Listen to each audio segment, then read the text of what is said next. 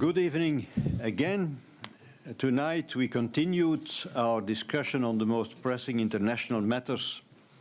It has, as you know, a dramatic summer on too many fronts. We first had an intense discussion on the situation in Ukraine and how to respond to the latest events. The past 3 days, the situation has dramatically escalated, as President Poroshenko informed us in detail. All efforts must now be directed at stopping the bloodshed and avoiding the worst. The European Council is extremely concerned by the intense fighting, the flows of fighters and weapons coming from Russia and eastern Ukraine, and the presence and actions of Russian armed forces on Ukrainian soil. End of July, we already adopted important sanctions, the so-called Stage 3 sanctions, which are having a visible impact on Russia's economy.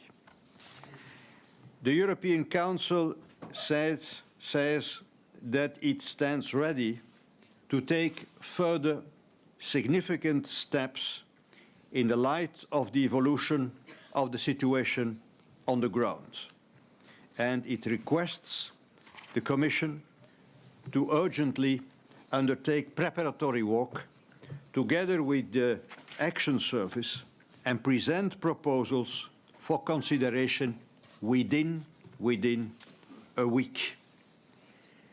We also discussed the Middle East, the situation in the Middle East, and this situation has also taken a turn for the worst.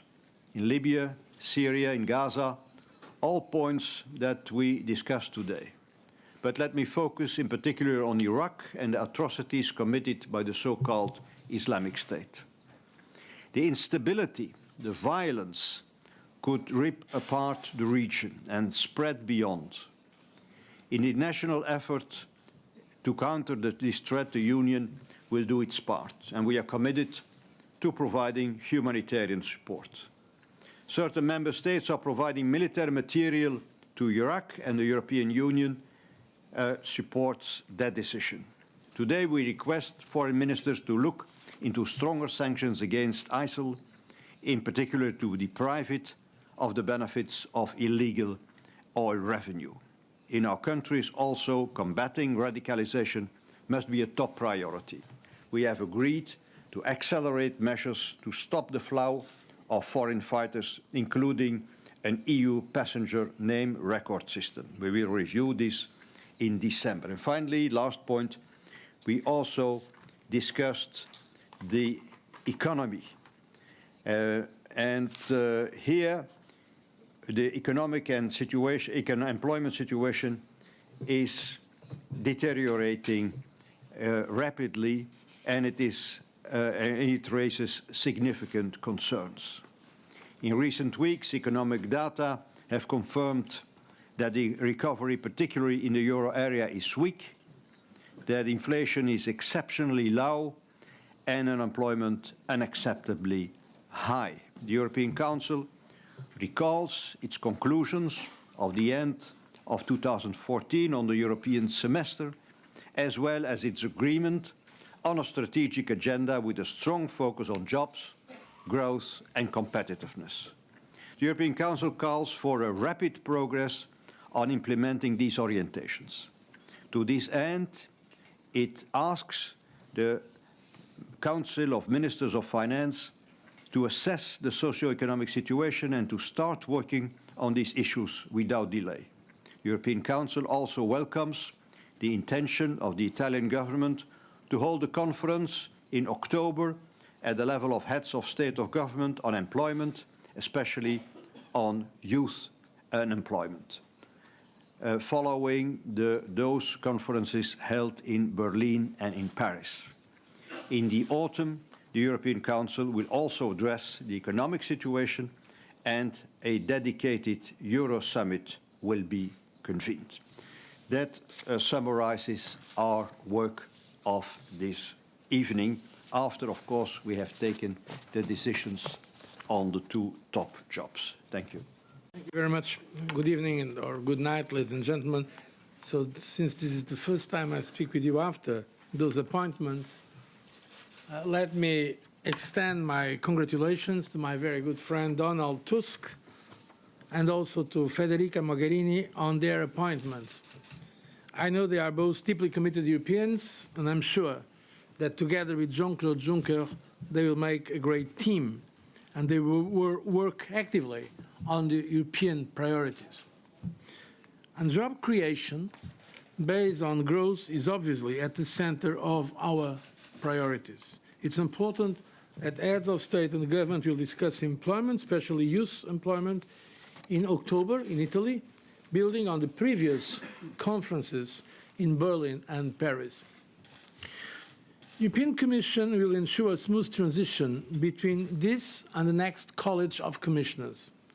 The next Commission will present its orientations on economic matters this autumn. I'm sure that the October European Council will feed discussion so that the European Council can take important decisions in December. Obviously, the discussions tonight have been focused on the deteriorating situation in Ukraine, and I will limit my comments to that. Of course, supporting everything President of the European Council just said on other important topics as well. There was around the table unity that if Russia continues to escalate the crisis, it will come with high cost. Like last time when we discussed this issue in the European Council, I can assure you that the Commission will be quick to deliver further proposals for restrictive measures. The European Council has unanimously requested us to present. But sanctions or restrictive measures are not an end in themselves.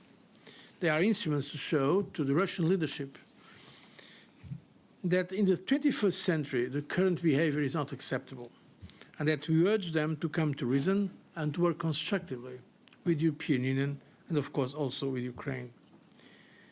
Frankly, it makes no sense to have this kind of conflict or kind of a new Cold War. I made this point extremely clear once again to President Putin just yesterday. The contrast is too strong between the repeated commitments to political dialogue and the dramatic reality on the ground. There can be no military solution to this crisis. It's time for everyone to get down to the business of peacemaking.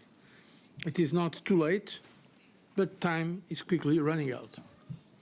Only with this path to peace can we credibly address the issues of concern. The Commission has worked tirelessly to de-escalate the situation and achieve negotiated solutions by mediating talks between Russia and Ukraine on energy and trade. On energy, there needs to be a solution that guarantees the security of supply for both Ukraine and Europe. On trade, we are ready to address pragmatically possible issues arising from the implementation of the DCFTA, that is part, as you know, of the association agreement. But in this European Council, also after listening to President Poroshenko, I can tell you that the leaders were sending a clear message that they stand behind the Ukrainian people and their right to decide their own future.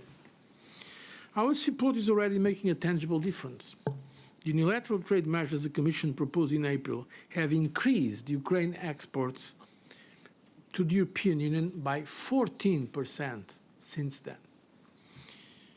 We have disbursed 600 million euros in macro-financial assistance and 250 million euros in budgetary support, and we stand ready to support Ukraine further. Within the European Union, we are giving the necessary support to European Union food producers to mitigate the consequences of Russian retaliatory measures.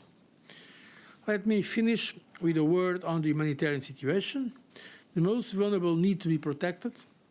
Aid needs to be delivered in coordination with authorities and under the auspices of the international humanitarian organizations. The European Commission has pledged 2.5 million euros and continues to support the activities of the Ukrainian authorities. Thank you for your attention. Lawrence Norman at the Wall Street Journal. For President Van Rompuy, Could you explain, so the Commission has 1 week to present these proposals.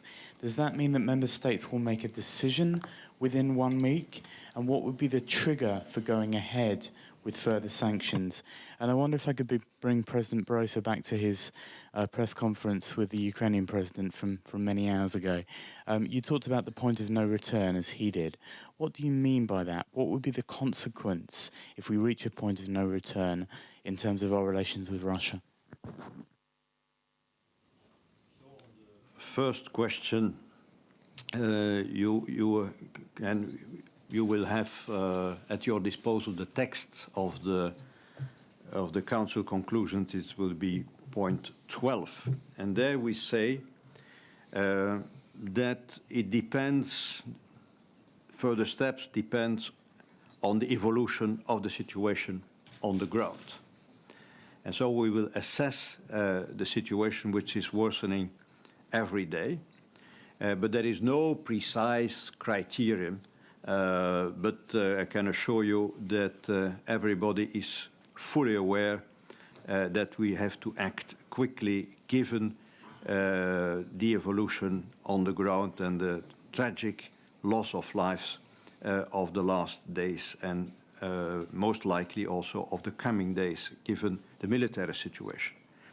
And then we say that the Commission will undertake preparatory work. They already did.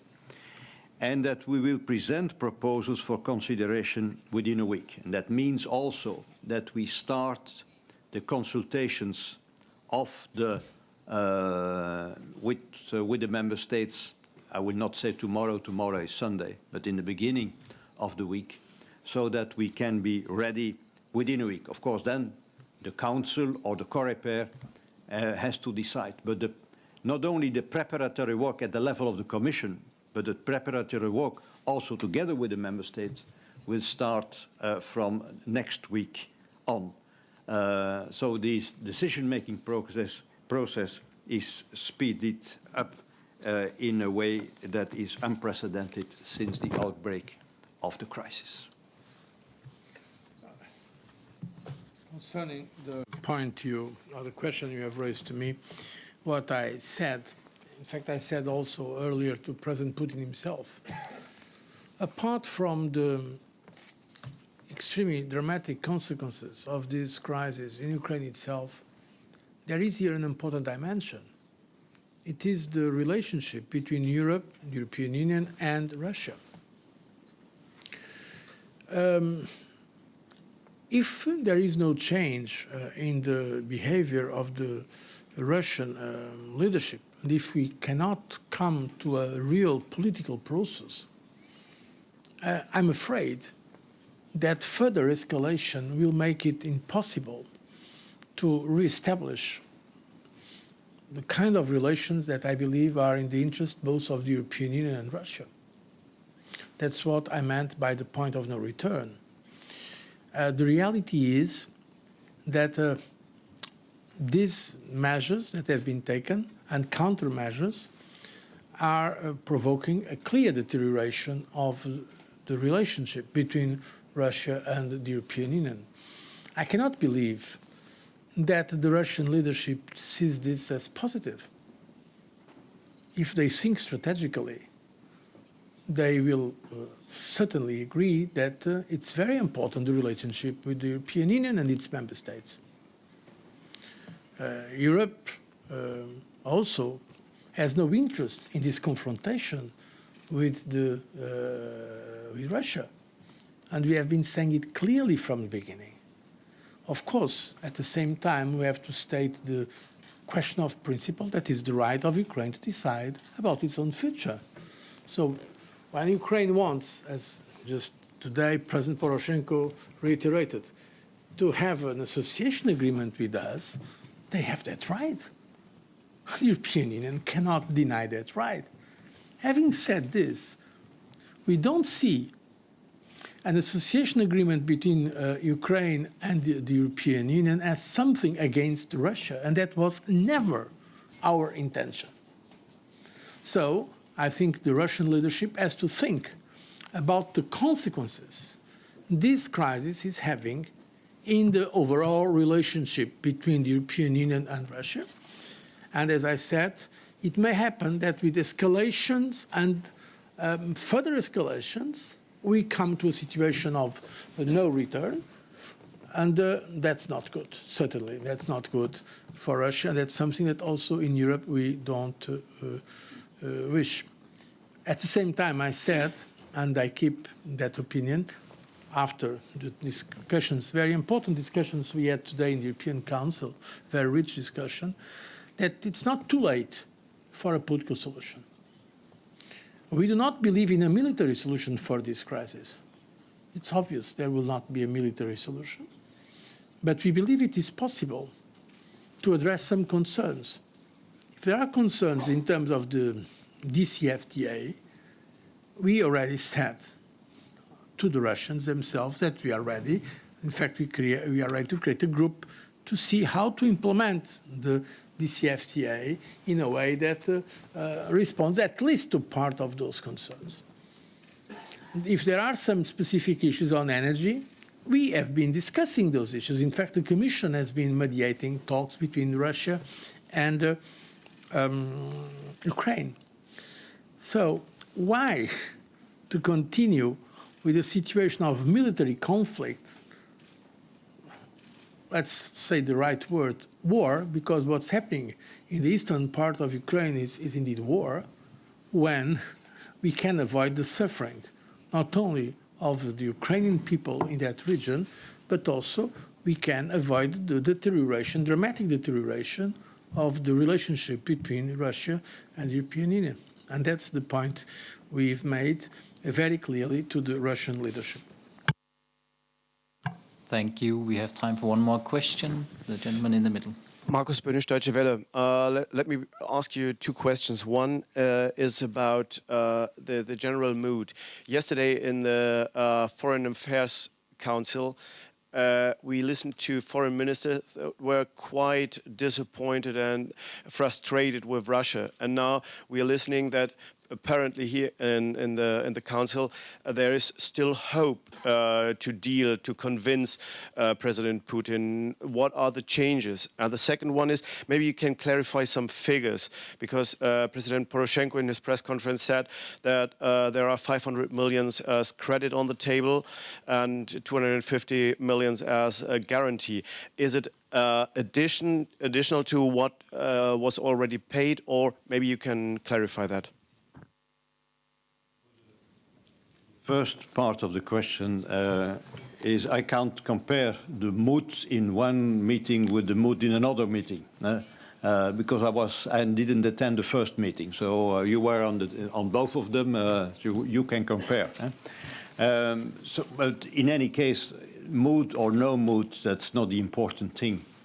What I saw this evening during all the evening, because it took several hours, the discussion on Ukraine, is the determination to put every possible pressure on Russia to go to the negotiating table and to find a political solution, because there is no military solution.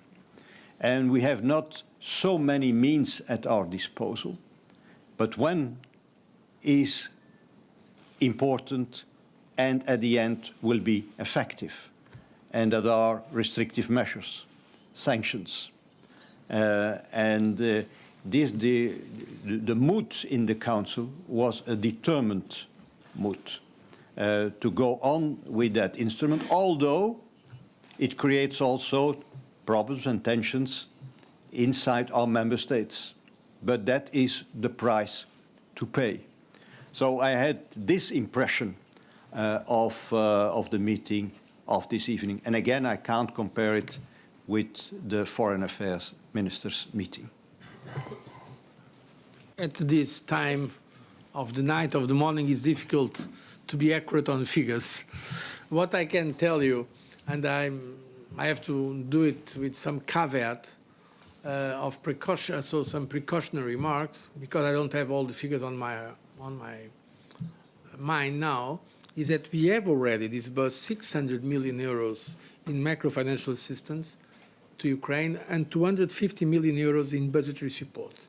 And today, in the meeting I had with President Poroshenko, I've promised him that we are ready if the conditions are met and the decisions taken yesterday by the IMF are certainly in the right direction, to provide additionally 1 billion euros in loans to Ukraine. These are, as much as I now can remember, the figures, apart from other.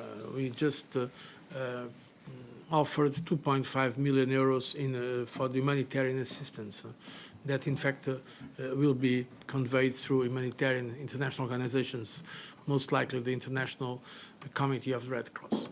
So this is what I can tell you at this moment. Thank you very much. This concludes the press conference. Thanks for your attendance.